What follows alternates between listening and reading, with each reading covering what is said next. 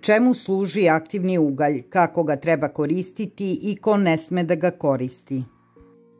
Jedan od preparata koje možete da nađete u apoteci je i aktivni ugalj, a koji se često pominje kada se govori o izbacivanju otrova iz tela.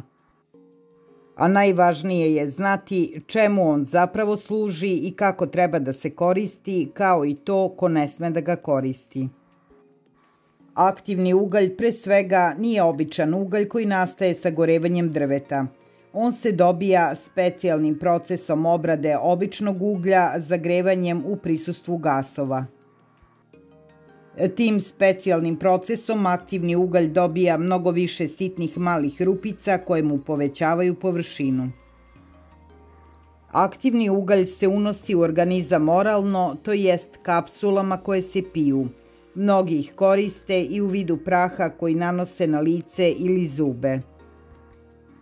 Važno je napomenuti da jednom unesen aktivni ugalj u naš želudac se ne prebacuje iz želuca u naš sistem, nego se putem stolice izbacuje napolje. Jednom unet u želudac, aktivni ugalj se ponaša kao sunđer koji svojim porama upija štetne materije. Jednom kada ih upije, a s obzirom na to da se ne prebacuje u naš organizam, štetne materije se s ugljem izbacuju stolicom napolje.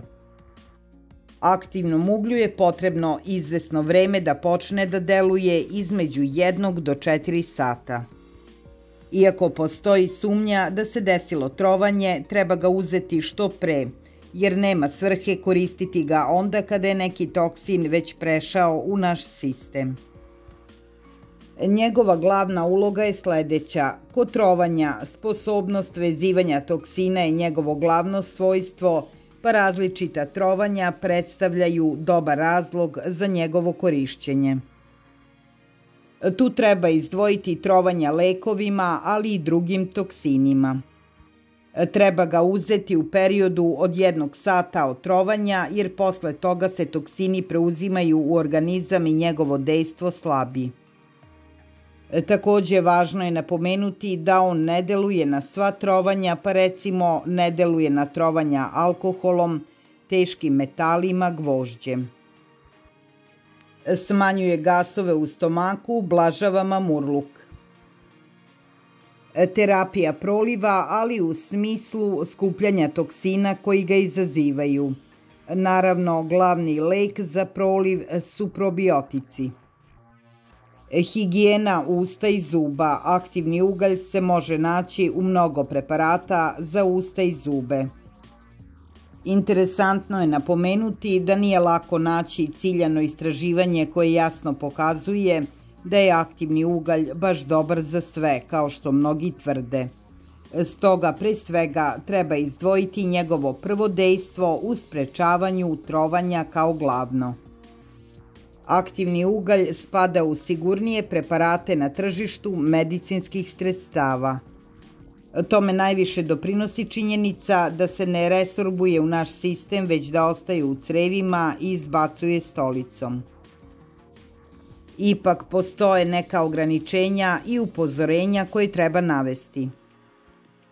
Ako sumnjate da ste se trovali lekovima ili bilo čim drugim, imajte u vidu da morate da odete kod lekara na pregled. Može da oboji stolicu u crno, što može da prikrije neko krvarenje iz digestivnog trakta. Može dovesti do konstipacija, to jest zatvora, pa ga ne treba uzimati sa lekovima koji takođe do toga dovode. Može dovesti do slabljenja zuba i njihovog bojenja. Ako imate terapiju za neku hroničnu bolest pritisak angina pectoris, imajte u vidu da aktivni ugalj može da smanji preuzimanje leka i time vas dovede u opasnost od pogoršanja vaše bolesti. Obavezno pravite duži razmak između aktivnog uglja i lekova. Ako vam je ovaj video bio zanimljiv i koristan, lajkujte ga, podelite ga, a moj kanal pratite. Hvala vam na pažnji.